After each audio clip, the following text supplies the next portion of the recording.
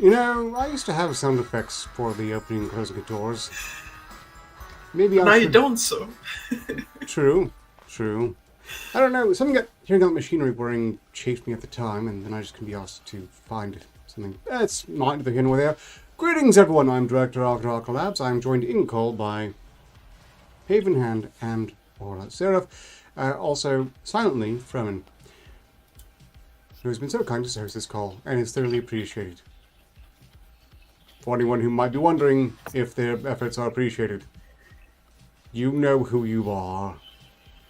Greetings in chat to Brain Shedder, Casual, and Devil Pop. I see we have a bit of a lightweight audience this time. I assume it's some horrible failing of myself personally. That's alright.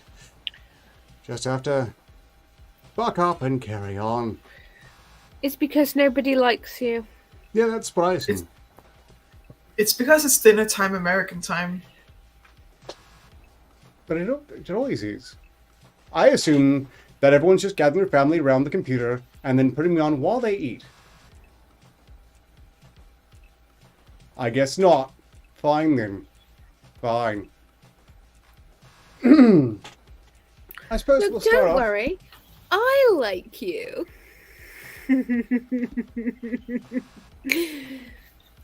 Thank you. Although I remain as if concerned by what you mean precisely by like.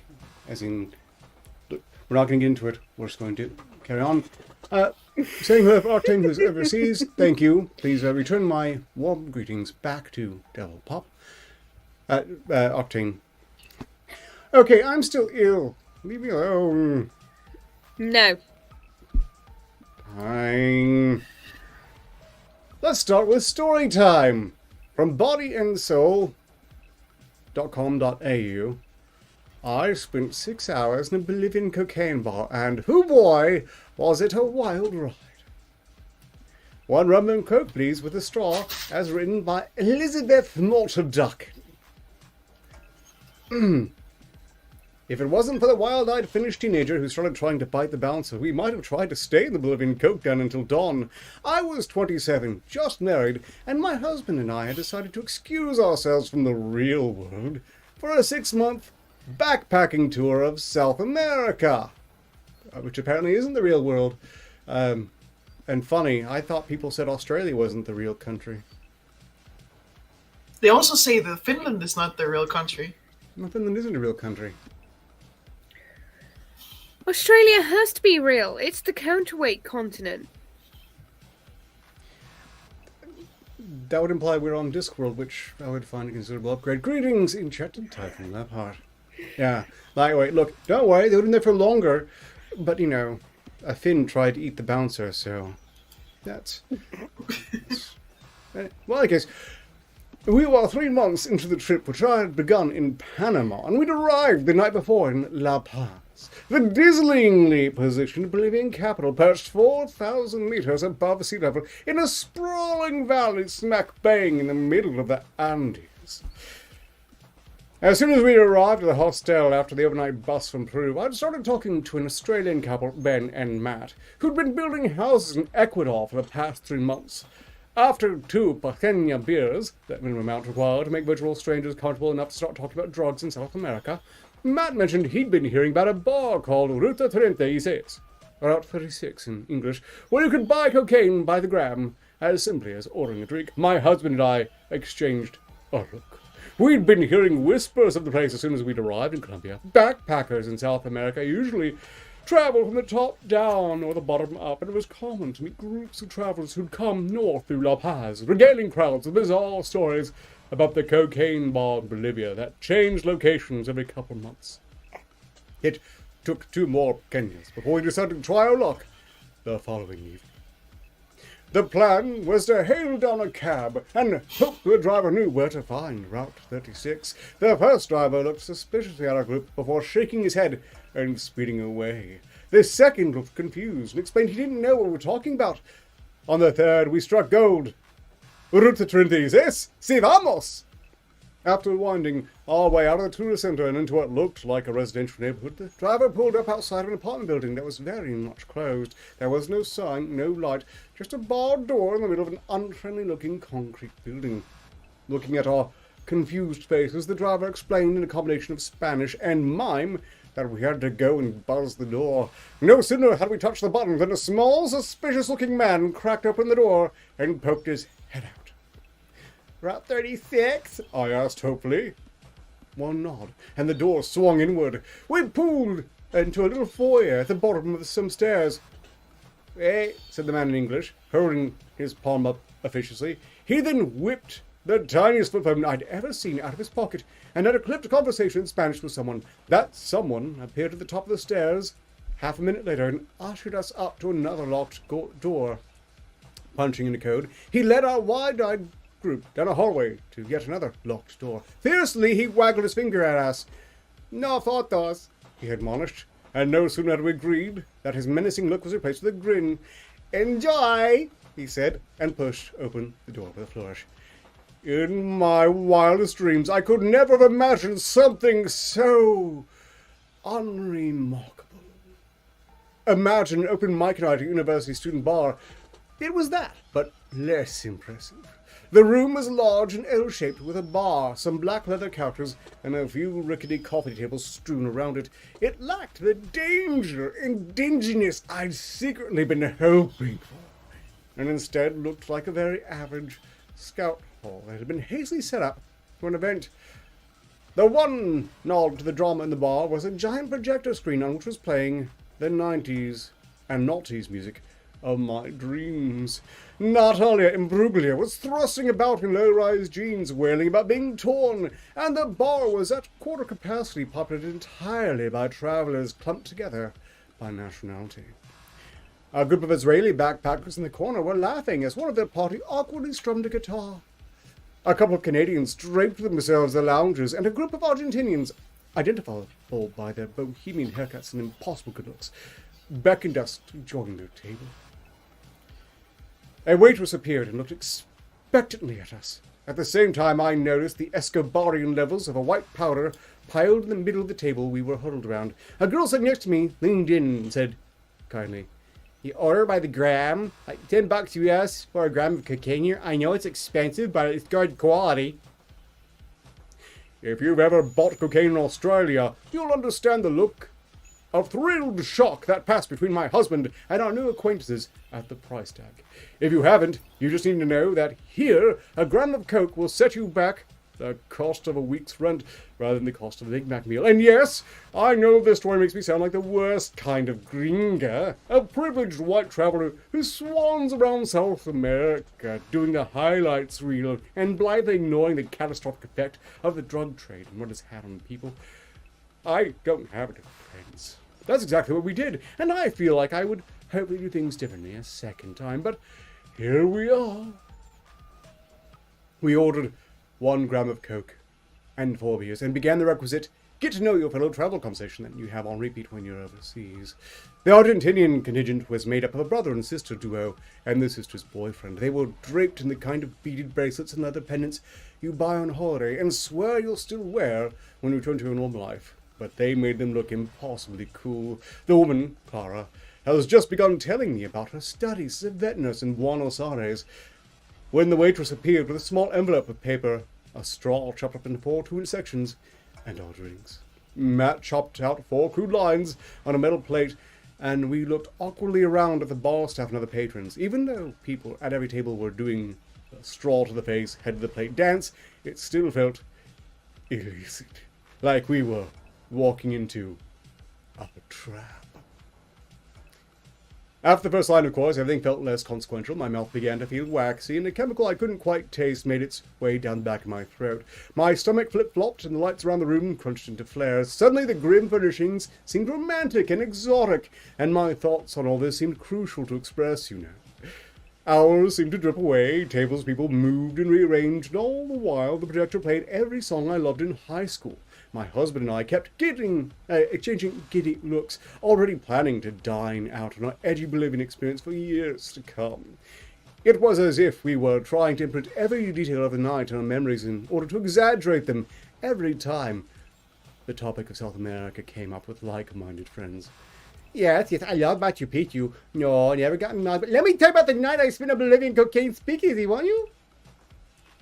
As the night wore on, the euphoria in the room gave way to a grimier kind of intensity. People seemed to engage less, bright eyes getting less focused, energy becoming less excitement and more manufactured. The same way a drug-fueled night goes in any city, anywhere in the world, basically. I'll never know how long we would have stayed there. How many more US $10 bills would have been handed over. Because at that moment, a long-haired Finnish kid who was no more than 18 or 19 years old launched himself at a bouncer with a snarl. He was wearing a long black overcoat and looked like a death metal frontman. He also looked like he was having some kind of psychotic break. And suddenly he started gnashing his teeth at the shocked-looking bouncer who acted with far more strength than I've ever seen in Sydney. The bouncer bundled the kid over to his equally shocked-looking friends and then mercilessly kicked them all out. A look passed around the remaining patrons. It was time to go. This detailed explanation of criminal activity will surely land Mortarduck in absolutely no legal trouble whatsoever. However, my stream might very well get a strike for hypothetically glamorizing drug use, which is definitely not going to be the case here. I'm just laughing at Elizabeth Mortarducking. And don't worry, we won't be discussing drugs further after this. It's all neat battles, at least for the next 3 articles. Let's see. Greetings, JR. In chat. I'm just wondering, can't you get in legal trouble for this article? You would think so, but while Australia will lock you into a concentration camp if you've got sniffles, I'm guessing if you're a member of the right class of people, then writing a lengthy story about all that crack you did is perfectly fine. And, you know, it's not as if American could possibly criticize. I mean, she's not even the president's daughter, is she? I mean, if you are out of state or country, how are they supposed to prosecute you for it? I suppose you just have to say, no, I made that for the article, and it should be fine. So, in any case, it does feel a bit braggy.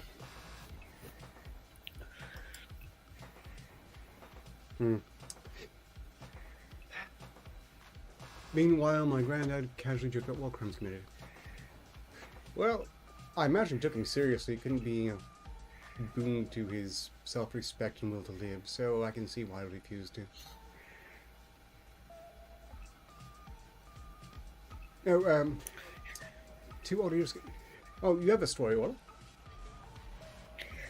Oh yeah, like 20 odd years ago, my dad got arrested. Right, obviously I heard about this after the fact because it was when I was a kid,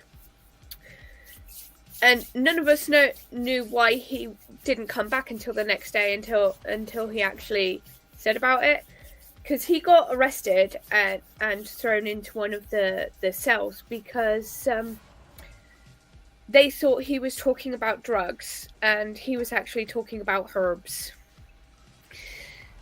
So when he found out why he was there, he found it hysterical. I'm sorry, you can't talk about drugs?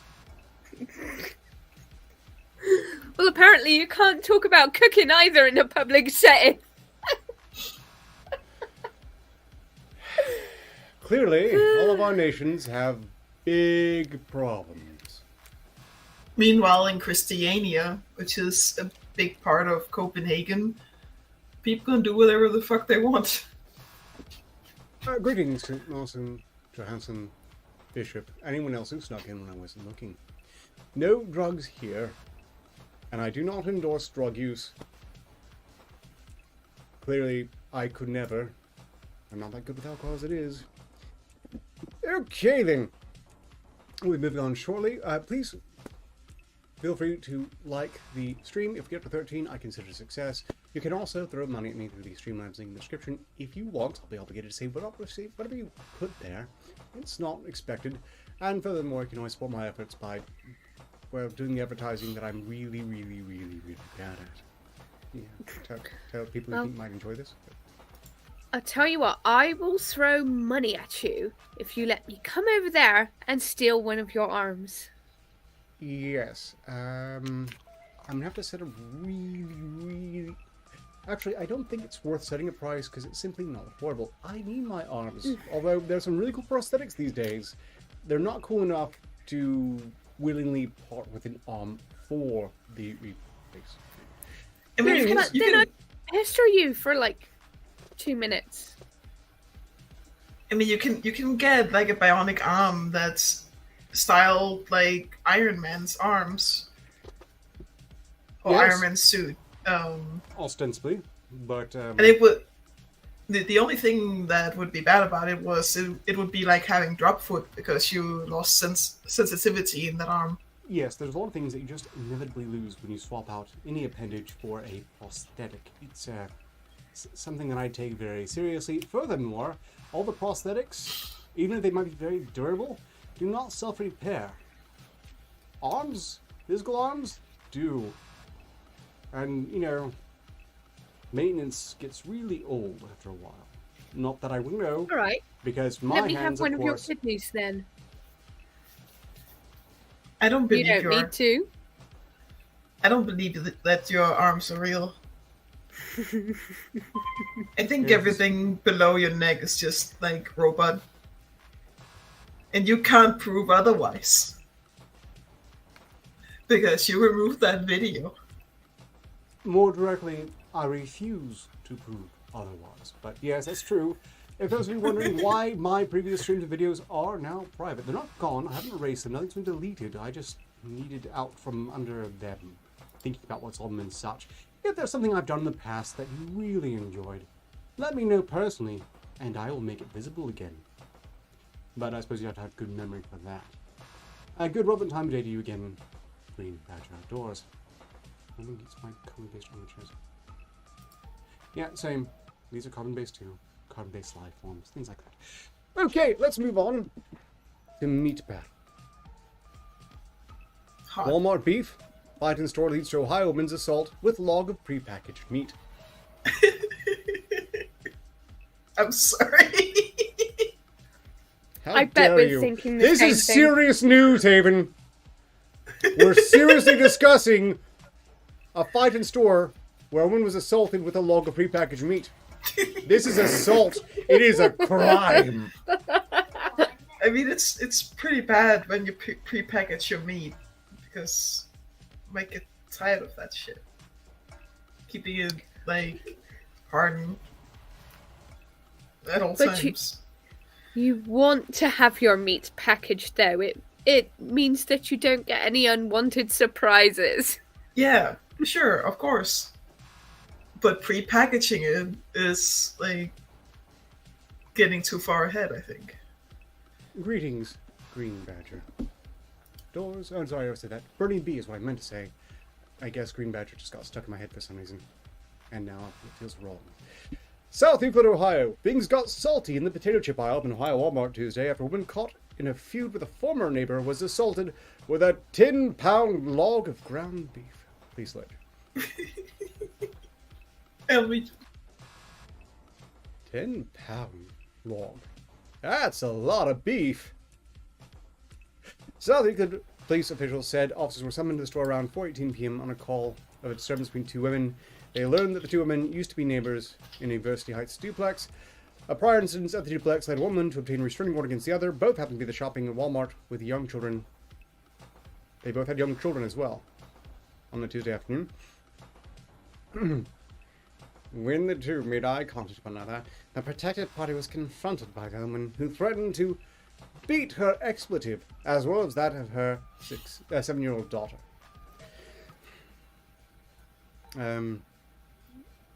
Yeah, the one that threatened a 7-year-old daughter is almost certainly the worst party here.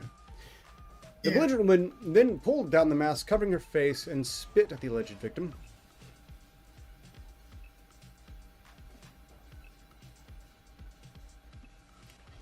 When she missed, she entered the other person's shopping cart and struck her in the face with a 10-pound log of prepackaged meat. The alleged assailant, whose name was not released, was arrested and charged with assault in violation of the woman's protective order. Her 5-year-old was turned over to another family member she'd taken into custody. A criminal history check revealed a history of violent behavior and multiple warrants out for her arrest, police officials said. It is unknown as to what initially led to the beef between the two women. That's such a surprise that she had warrants out for her arrest already. Yeah, and really the jokes do write themselves, and the police officials could not refrain. Mostly there were puns there, so... Ooh. But I see why Fremen jokes. She sounds a lot like the woman that was living in the same apartment building as I did when I was a kid. Yeah, Like, acting... Sorry? Well, I find it funny that the belligerent one who threatened to beat the victim and their 7-year-old daughter was the one wearing a mask. I'm wondering... Maybe she... Oh, sorry. Why, if you're going to be spitting at people, would you bother wearing a mask? Maybe she was wearing the mask to get up close before getting seen. You know, that could be it. Maybe they just thought, well, this is a great way to avoid recognition on cameras. Only that hasn't worked for years. I mean, if those masks prevented cameras from recognizing you by the police state, then there's no way China would have endorsed them, which they did. So you know they've gotten around it. Anyhow, probably a typical pub and grudge, maybe. They just kind of write themselves indeed. Moving on, from one meat fight to another, deputies. Florida woman arrested after bruising, biting fight over a sex toy. Huh? Ladies, there's enough for everybody. Yes. This is extraordinary. St. Lucie County, Florida. A Florida is behind bars after a struggle over a sex toy apparently went way too far. Deputies said they responded to a call in St. Lucie County on Saturday morning. According to police report, a man told deputies he had an argument with Chelsea White, 34, over a sex toy he owned. The man said he asked White to return the toy, but she refused. The man said he then grabbed a purse which contained the toy and began to struggle with White over the bag. He then claimed White began biting him after they fell on a couch during the fight. He said he punched White to make her stop biting him. Deputy said White suffered a bruised left cheek and bust inside lip.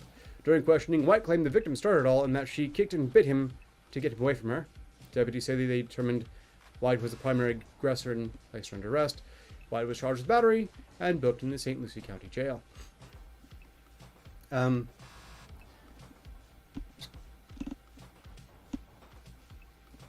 So, a man lent a woman his sex toy, wanted it back, and she was prepared to throw down to keep it. Where does it say he lent it to her? She might have stolen it from him. I don't know if that's weirder or less weird. Someone breaks into someone's house and steals their sex toy while you're there and just refuses to give it back. The man told deputies he had an argument with Chelsea White over a sex toy he owned. The man said he asked White to return the toy, but that she refused. The man said he then grabbed the purse which contained the toy. So what? He was just taking her on a tour and popping in. Oh, hey, and this is my sex toy. Oh, and you want to hold it? Okay. Why are you putting it in your purse? Give it back. See, I assume it's like one of those comically large ones.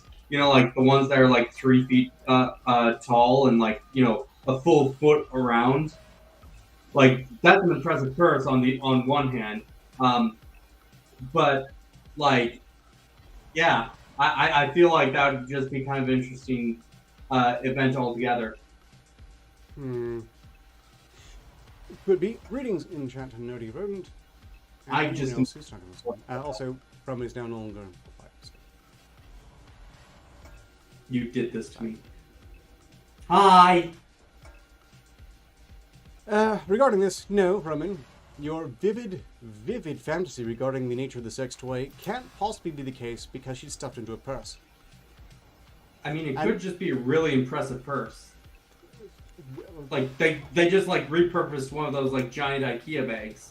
Look, if they'd said it was a duffel bag or an IKEA bag, I'd be with you. They said repurposed one.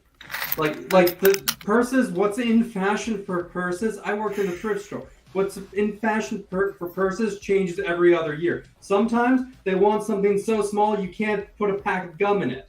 Sometimes they want something so big that you could like probably put it out for a mortgage. Interesting question. Although I still think that if it was something like his personal 4-inch double-ended, then the story would have revolved around her beating him with... 4-inch double-ended. I'm concerned what you consider big, Ark. Sorry, 4 foot. I'm bad with numbers and measurements in general. And I'm stupid. Yeah. It could have been a bullet vibrator that was actually worth getting. Most of them are useless. You know. I believe you. But I don't know. This is in a very exotic context where he potentially offers his X-ray over to her and they just won't give it back. We're up to 11 likes, 2 more, and the confetti. Clearly this is a situation where no one heard that sharing is caring.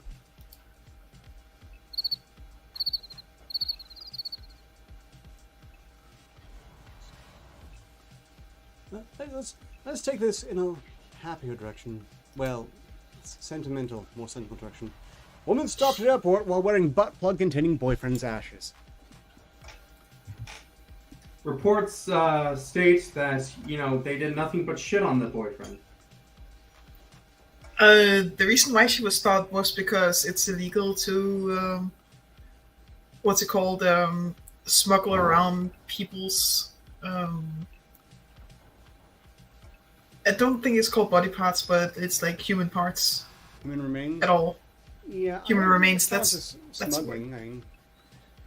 I see she was stopped at the airport. Doesn't mean she was necessarily arrested or even really committed a crime, but was probably subject to an incredibly awkward pat-down. Well, see, if it's made of metal, it probably set off the metal detector. So maybe, they had to get a cavity search. But, what was it, a glass one that had metal in it? Or so they could see that it was ashes? Or was it it? There's so many things there. It could be literally the way that they found out that it was the boyfriend's ashes. I find fascinating. I would expect that you might have mentioned this at some point. Either she mentioned it, or there was an investigation because if it was made of metal. Well, did they have to verify that she was telling the truth and unscrew it? I have seen adverts for that sort of thing. Put your loved one's ashes in a sex toy. Yeah. They are see-through. They would have seen it was filled with ashes. Probably had someone perverted enough to know what it was. See, we covered the article for that in the past, and that was for a dildo. Butt plug is completely different. Well, it's the same idea anyway. It's the same pull. If this had been the sex toy from the previous article, then I might have understood why there was a fight breaking out of it. His wife's ashes, maybe? They had a shared boyfriend named Maurice. Also, is this necrophilia? I mean, at that point, isn't everything? I mean, if it's made out of silicone, or silicone, that's spending the bodies of dead animals. So are you just if anyone uses it, are they considered just a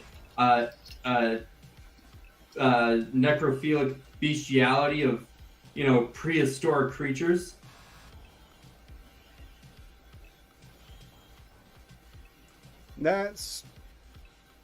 So we're just going to say no. And that's still especially far removed even then. Sarah Bodden and her late boyfriend, because I'm sure this is how you want to be remembered in the media as well. A woman was stopped by airport security because she was carrying her boyfriend's ashes in a sex toy that was his favorite place. Sarah Bodden, 23, has gone viral on TikTok for wearing a metal butt plug with forever engraved on it through an airport in Australia, which means that it wasn't necessarily see-through, it was metal. While going through customs, the law student wore the toy as a way of traveling with her late partner, as she hoped to show him the world from where the sun doesn't shine. Button Well, from I mean, Australia. if it was me in that situation, I'd say blow it out your ass. I mean, I guess it's romantic. If she laughs too hard, she will. Button from Australia bought the toy as a gag gift.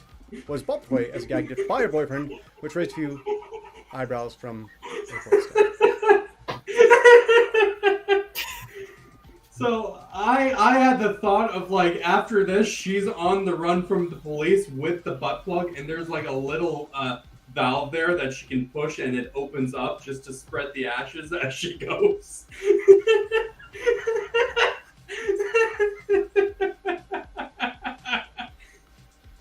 No one can fault your imagination.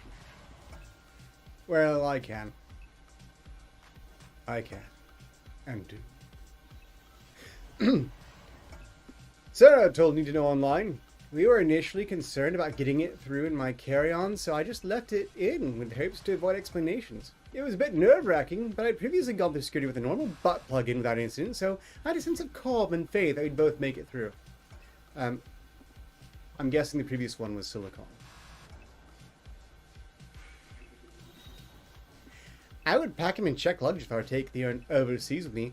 I didn't make the sensor beep or anything, and the friend I was with was aware as well. The plug was gifted me before the passing of an ex-boyfriend I had as a teenager. The intention was initially a joke because he'd spent so much time in there, and it was his favorite place. She wrote in a TikTok video uploaded September 9th, seeing if the plug emoji I wear carrying his ashes will get through airport security, adding, "He's still here." It's romantic! She captioned the video seen by more than 5 million people, and here we have a picture of the butt plug itself. All of her questions are now answered. Behold. I guess we can't say no strings attached. Why? Why the green ribbon?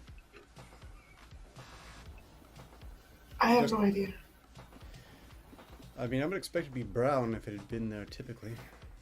They probably put it on there because nobody wanted to actually touch it. Potentially. I'd be using forceps.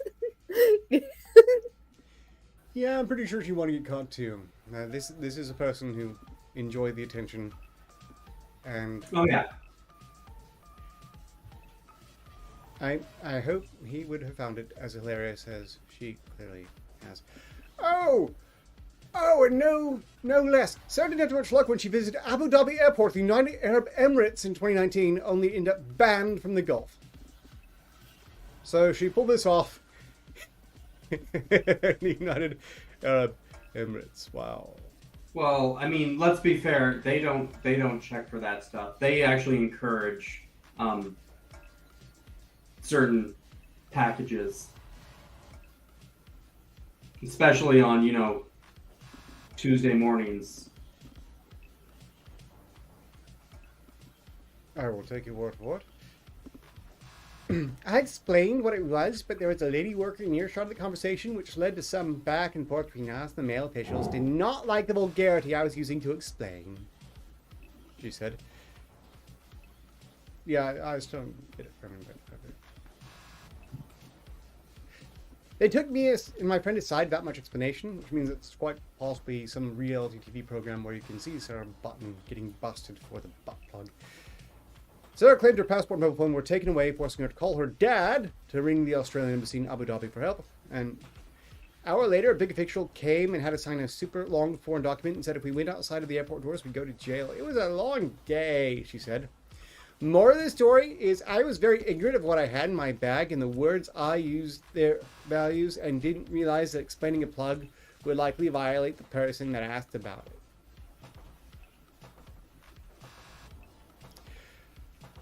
Well, that's made me angry in a lot of ways. That's not immoral. That's not a viable lesson from this in any way, shape, or form, but you can tell they're the same social class as mortar ducking. Well, I mean, this is a moral of the story the same way that, like Animaniacs at the end of the show was a moral of the story, like the wheel of morality. It's just that this is the X-rated version.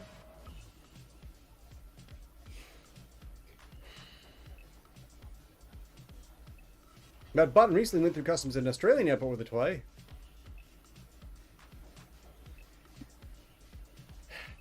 The intention was initially a joke because he spent so much time in there. It was his favourite place. Sarah since travelled places she and her ex-boyfriend only ever dreamed of going, such as the Great Barrier Reef, and are set to see the British rock band Bring Me the Horizon in December. Our followers are taken aback by TikTok video, to say the least, when commenting, I have some adjustments to make on my will. You know, One I could think say Sarah that- Button has gotten enough of my attention, personally. Yeah. Yeah. I think that it's very clear she just wants to make him the butt of the joke. Boo. But good. Boo.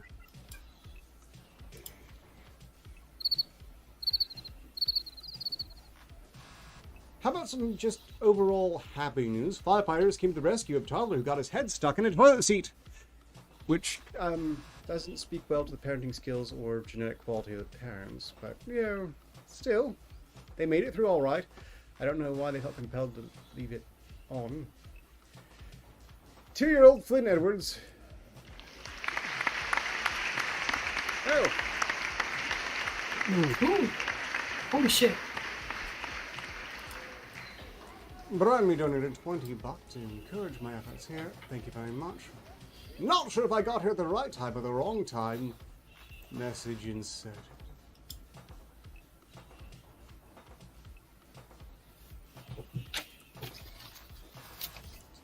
I mean, it works with both of the articles. Wait. It does. It does. Does it count if all of my jokes also count as dead jokes?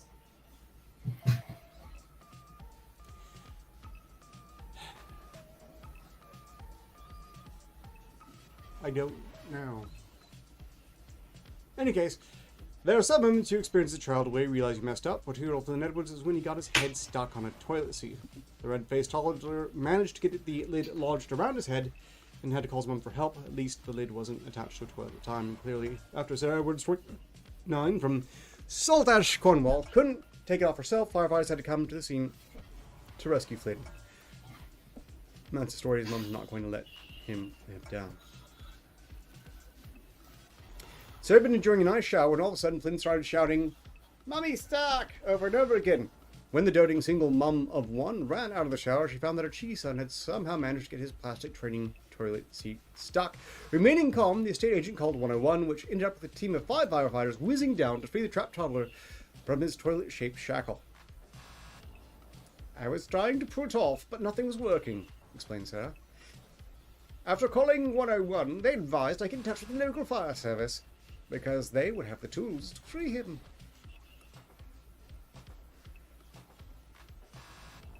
That's cute. Yes, it is.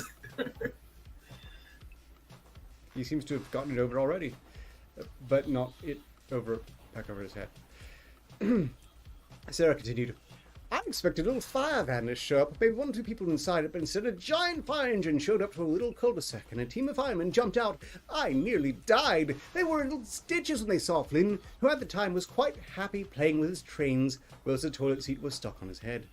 They snapped the seat and released him and everything was okay. We were all laughing our heads off.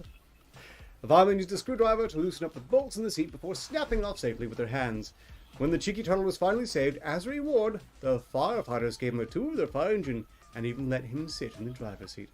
Sarah added, "The firemen were amazing. Flynn is usually really shy, but with them he was full of chatter.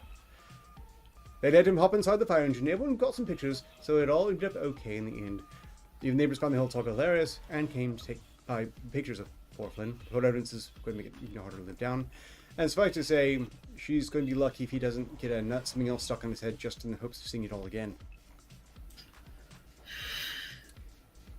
But I have to say, if you're a firefighter and you're called for a case like this, it's got to be a wonderfully pleasant, stark contrast to anything else you're called out to do.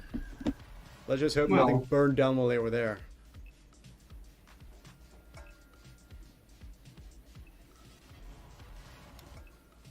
What? I'm just thinking, this whole situation seems to be, one of the nicer things at the top of the bowl. Greetings, Brian Odo. Thank you again. And Jinxie. How are you? Hope you're all well. Been a while in some cases. ArkSmallDog.exe has experienced a few bugs. It needs to be updated. I'm doing my best in context, leave me alone.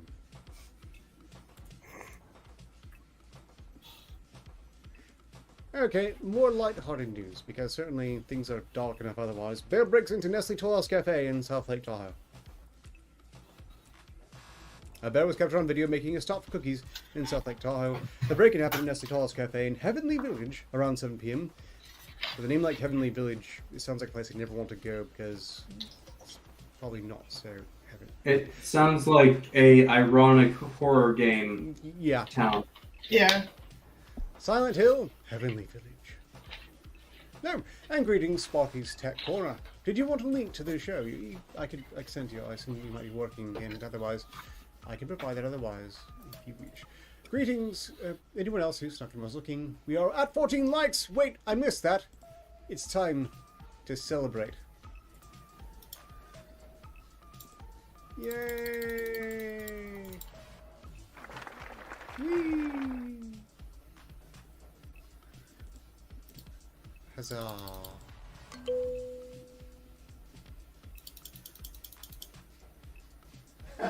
Victory. This laugh track is so dead. Thank you all for making the stream a success. Much appreciated. Oh, right. I'll try sending a call link to Sparky's Tech Corner. We are at about 15 minutes to ending though, so, you know, don't get too comfy once we're in. Okay, I made the schedule, but I can't change it now. We're not going over time. Besides, I'm doing this through sheer force of will, strictly speaking. And 100% skill? Sheer... Well, I won't go that far. Just sheer force of will, 100% skill is something else entirely. Okay. A bear was captured on video making a stop for cookies in South Lake Tahoe. The break-in happened in Nessie, Heavenly Village around 7 p.m. The animal climbed on the counter and ate some cookies. Video shared by employees showed the police responded and eventually guided the bear out of the store and down the sidewalk. So, to the credit to the Heavenly Village police, at least they don't shoot first. And that's it. I suppose the...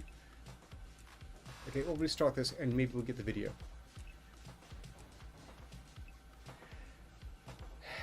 Oh, we could get an ad. Yes. Why don't you have ad blocker? I do. They've circumvented it. The balance of advance has not really been in the favor of ad blockers as of late, it would seem. Okay, fine. Never mind. In any case, bear ate cookies, bear left. Isn't that nice? Yes.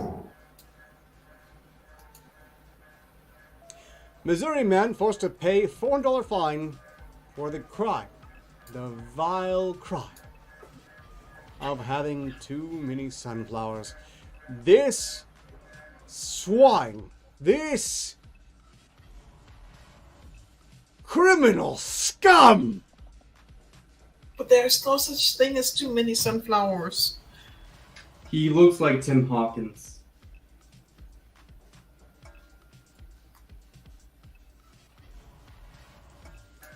You know, I know somebody in Missouri and the whole backyard's filled with bamboo.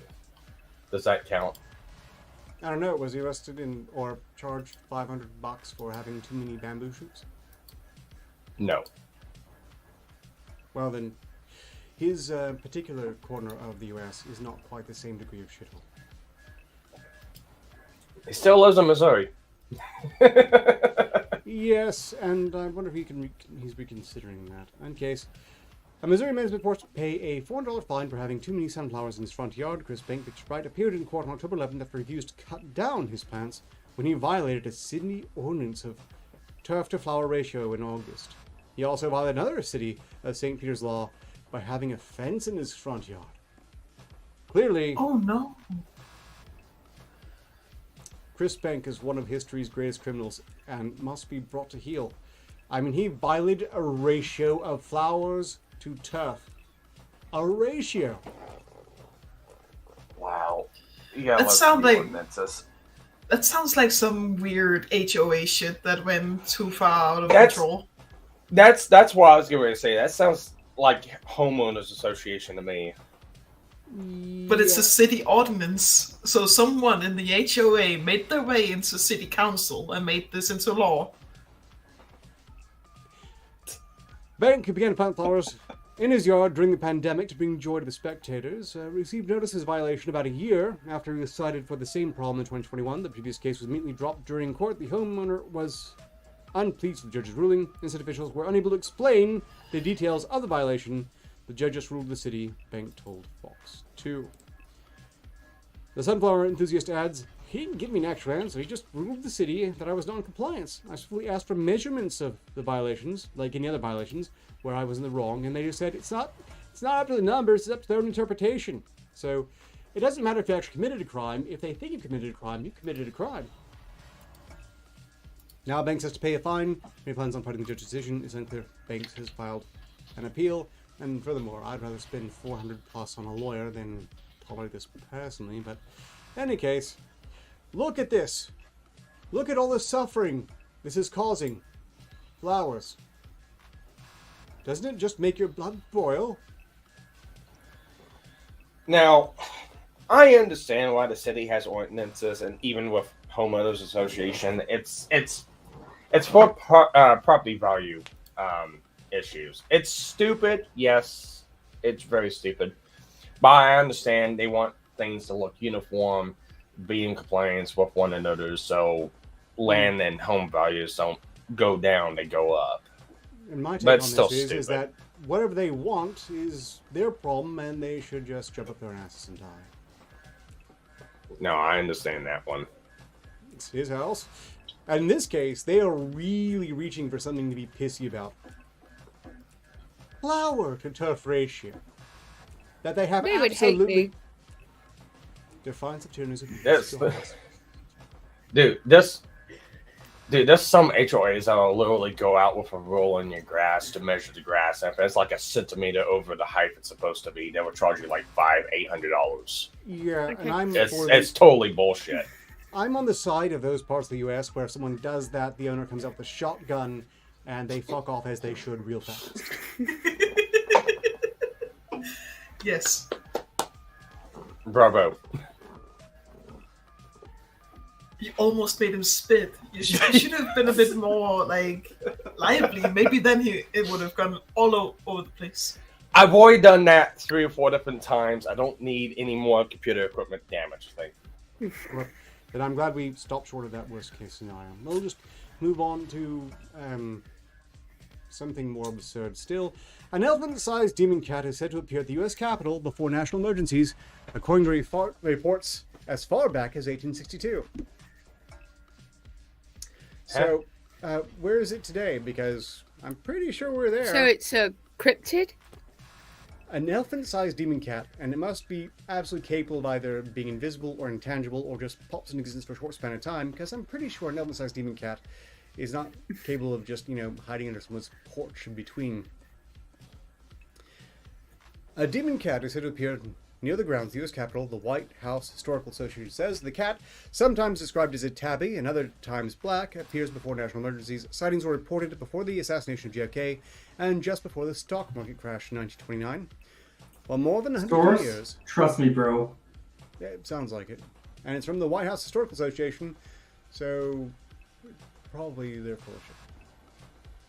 Sightings reported before the assassination came before the stock market crash in 2020. For more than 150 years, a demon cat, some say the size of an elephant, is said to appear near the grounds of the U.S. Capitol before national emergencies. According to White House Historical Association, it is probably the most common of all the ghost stories in the Capitol. Steve Livingood, the chief tour guide of the U.S. Capitol Historical Society, told Atlas Obscura about the apparition. Probably because of the physical evidence. Physical evidence? Really? In 1898, after the Capitol building was damaged by a gas explosion, paw prints and the initials DC, speculated to mean demon cat, so it can write as well, I guess, appeared in the concrete poured to repair the small Senate rotunda.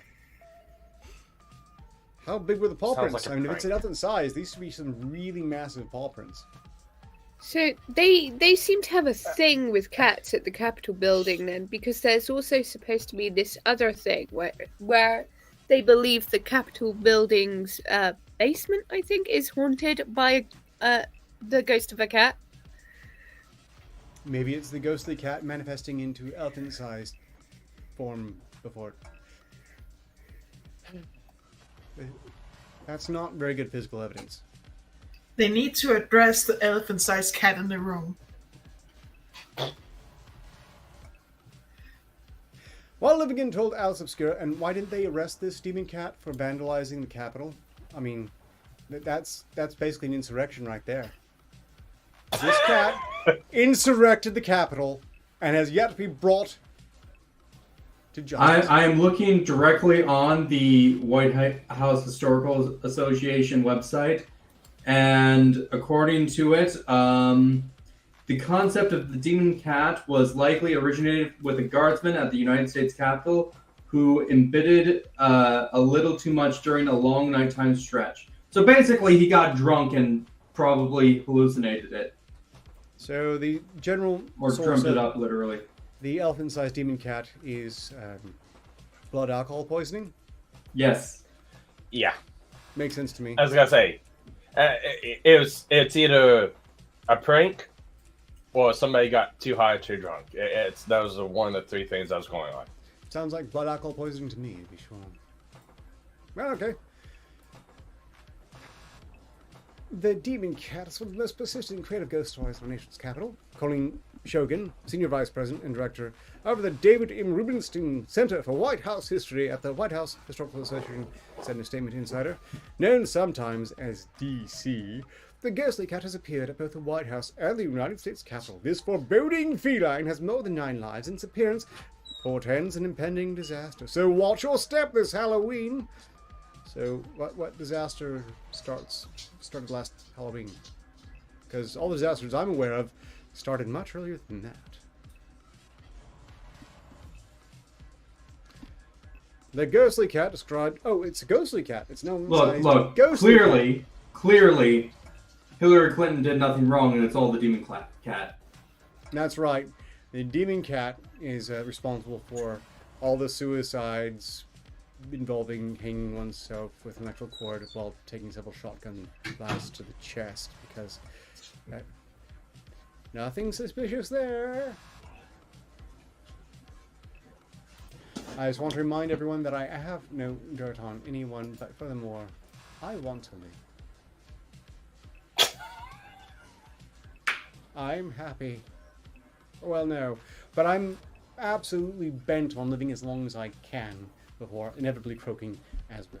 So, if you ever hear that I've take that taken my chance. own life, they're full of shit. They're lying to you. Find out what happened. You'll be my Sport. only hope. Mommy, I'm going to the bathroom.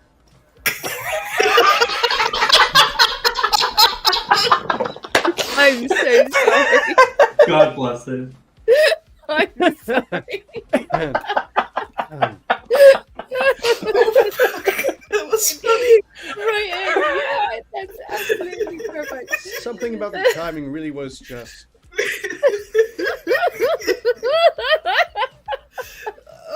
Hashtag Wow. Director Arketer did not kill himself.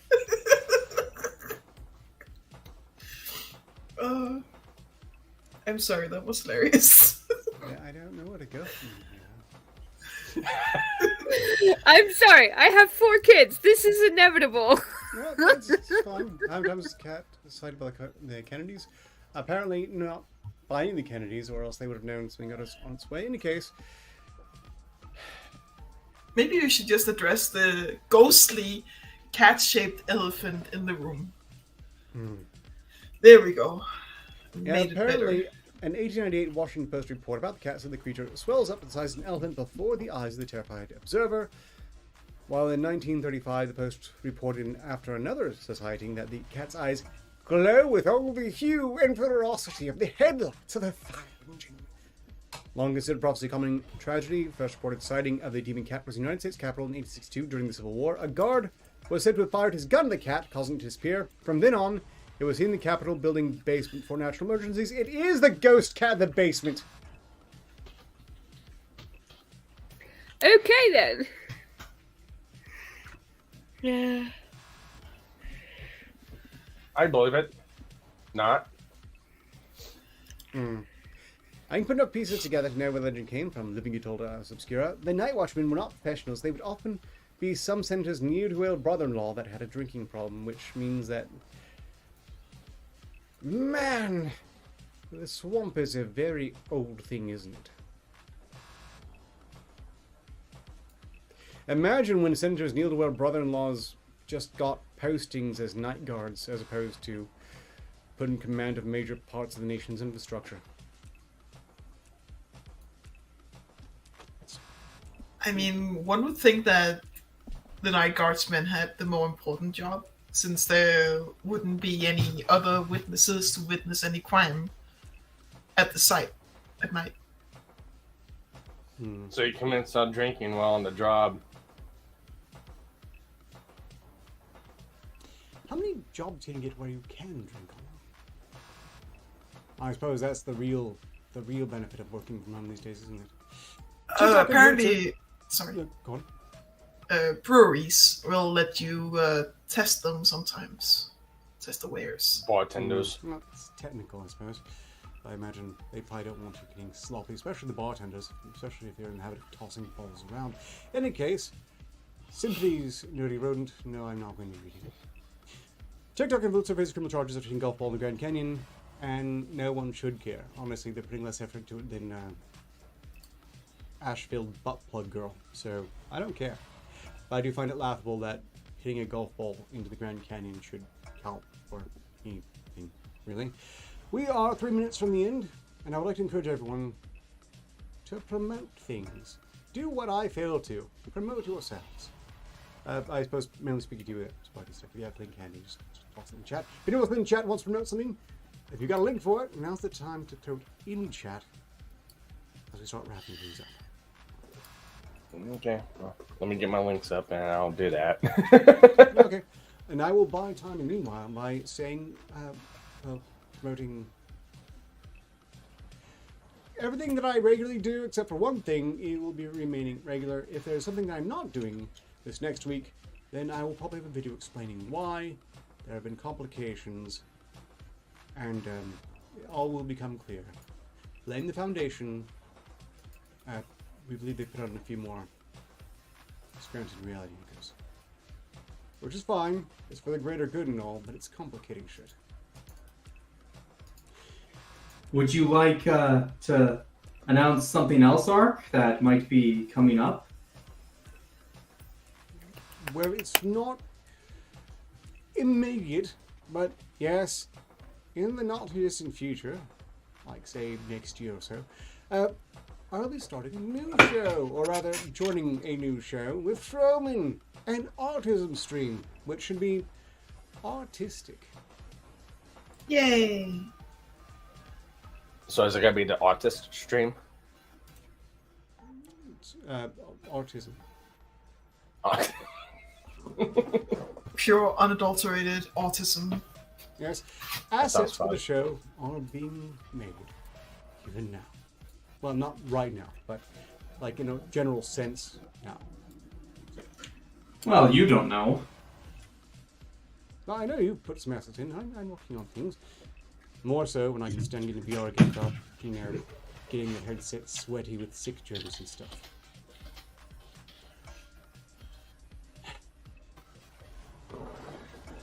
Has the court mandated you spend more time with your kids? He means Froman.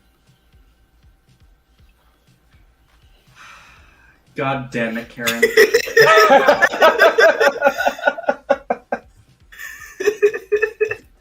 First off, I'm Dad. This is canonical in every sense. Isn't that right, baby?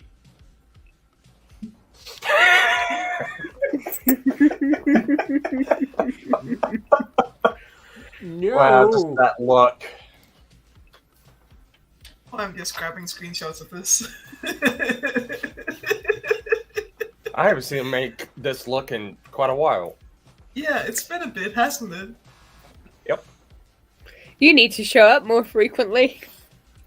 I need to. I need to make this my daily, my weekly go-to. He would be happy to have you Yay! for dinner. Love me